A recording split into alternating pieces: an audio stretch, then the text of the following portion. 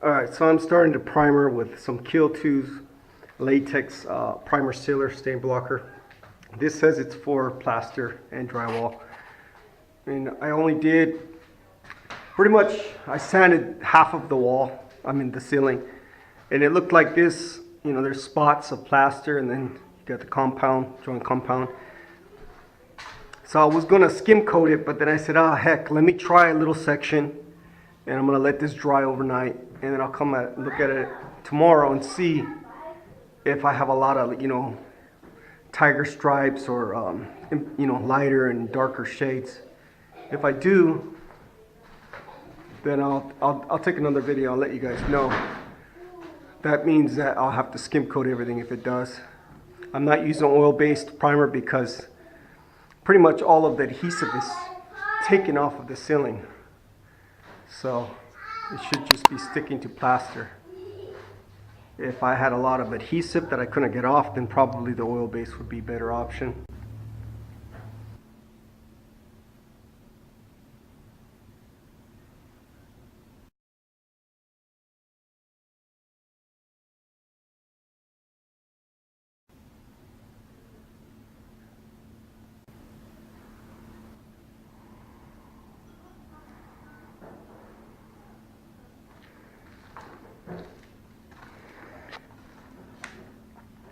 Alright, so I had some cracks, put some fiber tape on him, then I went over it with a 4-inch trowel, real thick with some hot mud, and then I'm going over it with some regular mud with a 12-inch trowel.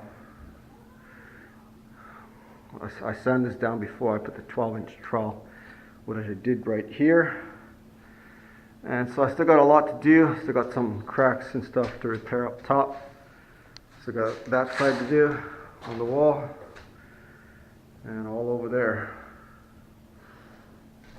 You can see I started doing the fireplace.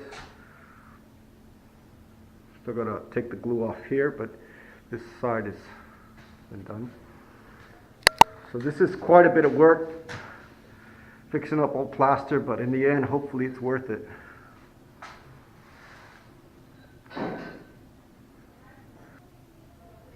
Alright, so today I skim coated this wall over here because it really was, so many cracks that I filled. So what happens is you have, your cracks that you filled, and then you have your plaster here. So when you primer it, you have like your primer soaking into the plaster and not this, so then it's kind of uneven. So that's why I'm skim coating the walls, because I did the ceiling and you can see little spots where it's lighter than, where the primer just soaked in. And so I'm trying to eliminate that. That way I don't have to use so much primer and so much paint. So this wall has been done today. It's still drying. I had a little bit of old paint here because it was really no wallpaper there. So I just kind of left it there and I skim coated over that too. But yeah, it's looking good. It's a lot of work.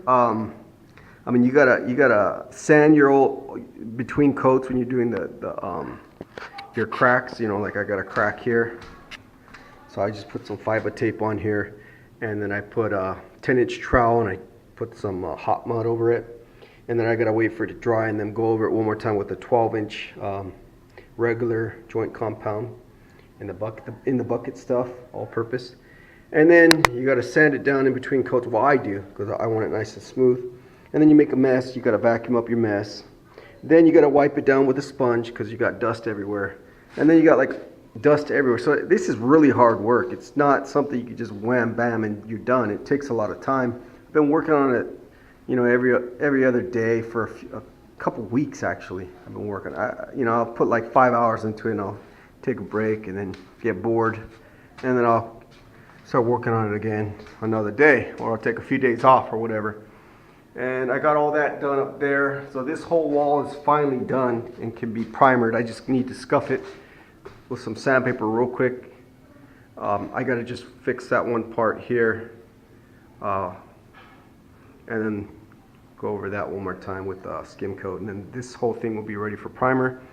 This over here was already, the wallpaper was removed, so I just kind of patched up the little holes that it had. Here I just scraped this whole wall down yesterday, and it's, you know, I kind of saved this one for last. There's a little tiny hairline crack, but I don't think it's gonna be an issue.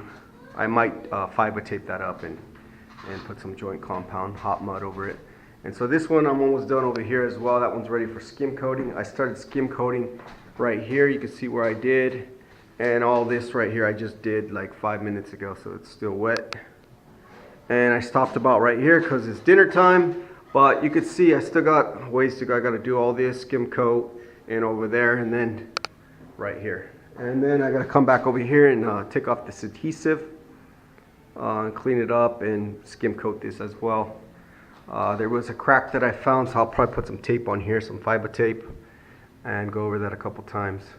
But yeah, this is definitely hard work. So if any of you guys are out there that work with sheetrock, plaster, man, thumbs up to you guys for doing this for a living, because, you know, I'm just a do-it-yourself guy, and this is kicking my butt. I can't wait to be done and be done with this room, because, yeah, I'm tired of the mess, tired of the dust. Still got to fix that, but I'm still working on the bathroom upstairs. But that's it for now, guys. We'll see how it looks later on. And one more thing about the skim coating. What you want to do, what I do, is I get my square, you know, my pan, put some of that all-purpose in it, and I put a little bit of water, and I mix it up until it's a little runny. A lot of runny, actually. Almost to the point where you're grabbing some with your knife, and it falls off. So you got to kind of grab it with a certain way and then scoop it on, because if you turn it over, it'll literally fall. That's how wet you want it. At least that's how I got it, how wet I got it. And the reason why, because if it's not that wet and you have it somewhat on the dry side, it's not really going to be good for skimming. You're going to put one row on and it's going to take up all your mud. So you want it liquidy so you can really get it everywhere and not run out so fast. A few places I got to sand. But yeah, this is coming out good. A lot of steps, like I said, a lot of steps. All right, started skim coating again on the walls. I did from where I left off, right here. Did all that, skim coated up there.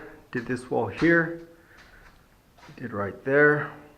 That's all skim coated. Still drying, still a little wet.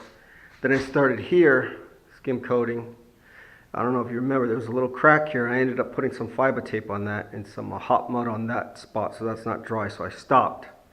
So I still got a skim coat right here and there once I go over that one more time, and that'll be ready. And I skim coated all this already. I went and scraped off all the adhesive here, and I put some more fiber tape. There was a crack there and a couple cracks here, so I put some fiber tape on that, went over it with some hot mud. A couple more spots, a couple little cracks up there I want to get with some hot mud. Skim coated this side piece here all the way up. A couple little spots I just missed. See, I'd prefer skim coating over plaster. I mean primering over the skim coat rather than primering over this, because this plaster is just going to absorb all the primer real fast, and it's just, to me, I think it's a little nicer. All the little imperfections you got in the wall when you take off the wallpaper is going to be there, and that way this fills in all the little imperfections, so it's going to look like brand new again. So that's why I'm skim coating the room. I didn't have to, but I think it's going to come out way nicer by doing that. Did the middle here, did a little spot over there that I missed, corner, and I just did the fireplace area. So this room is completely done. The walls are all skim coated with all-purpose mud stuff right here by USG. Again, I did water it down a little bit, and I'm glad I'm done, because this has been taking me far too long to do. I skim coated every wall except for this one, because this one was painted. It's fairly smooth, and I'm gonna have my curtain here anyway. You're not even gonna see that. So next step is to primer the walls. I'm going to be primering again with some Kill 2 latex stuff right here. It's water based. And what else? When you're done with your knives, make sure you dry them off. These things get rusty if you don't dry them. What else? What else? Oh yeah, I did use some latex caulk, all-purpose latex, acrylic latex caulking. And what I did with that is I caulked all of my corners here. I recaulked here on the baseboards, up in the top, under the baseboard there, all the way around. All the corners, again, all the baseboards all the way around. I had to recaulk this one because when you take the wallpaper off, all these corners, you got to take the old caulking out. That's why I had to caulk everything all over again. So all that's recaulked all the way around the doors, and all these windows are caulked up too. So yeah, it's looking good. So, and this is a paintable caulking. You don't want to use like silicone. Some of that stuff is not paintable.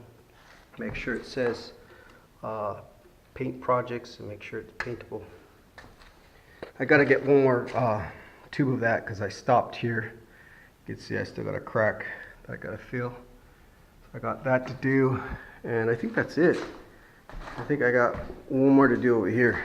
I got to caulk this one, and that's it. And then I think everything's caulked up, ready to paint. Might need a recaulk in here too.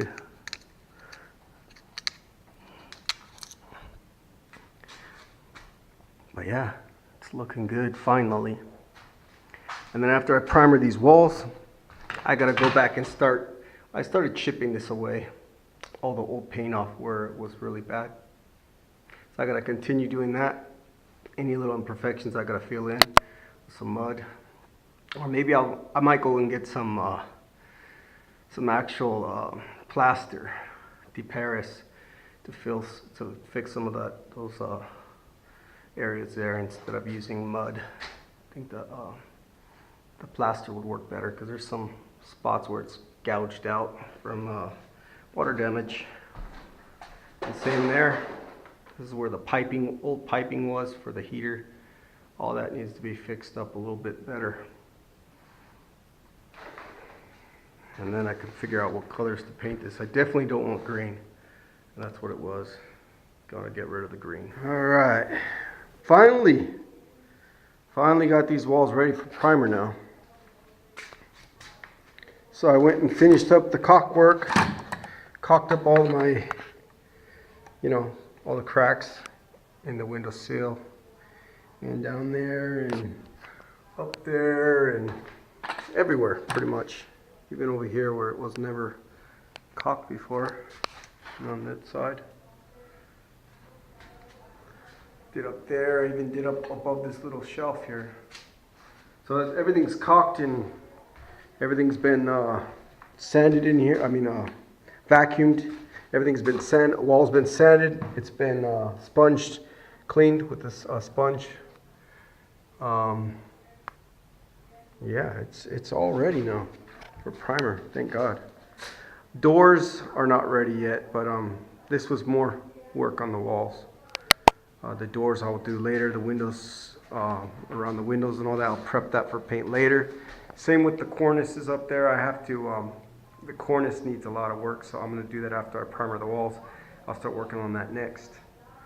Because it's got a lot of chipping paint that needs to be peeled off. And yeah, when I fix that bathroom up there, I'll patch that ceiling.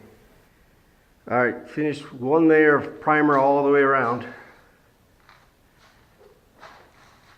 This Kills latex primer in white color. I didn't really need to prime here because it's been painted and it's in good condition there. Just spot prime there. Same thing with here, just kind of spot prime spots. But everywhere else got a full coat of primer with the roller. And I guess next is the work on these baseboards. I gotta get all this cardboard out and put some plastic down because I really need to get into the baseboards to the very bottom edge to sand it and primer that. And same thing with these. All these windows need to be sanded, and any imperfections need to be filled with some wood putty and stuff before it's primered. And that's what I'll work on next. And then after that, I'll be working on the cornices up there at the top as well. Those need, again, we got like a 2-foot section that needs TLC right there, and we got like a 8-foot section here that needs a lot of attention, a lot of sanding and scuffing off that old paint. And a couple of little tiny little spots, little cracks I gotta fix over here, and that's it. And then we're pretty good. A couple little chip spots that I think I'll just fill with some mud and smooth out, because it's only chipping on a few spots. Thinking about a bronze color, kind of like a goldish bronze for the paint of the trim and this ornament.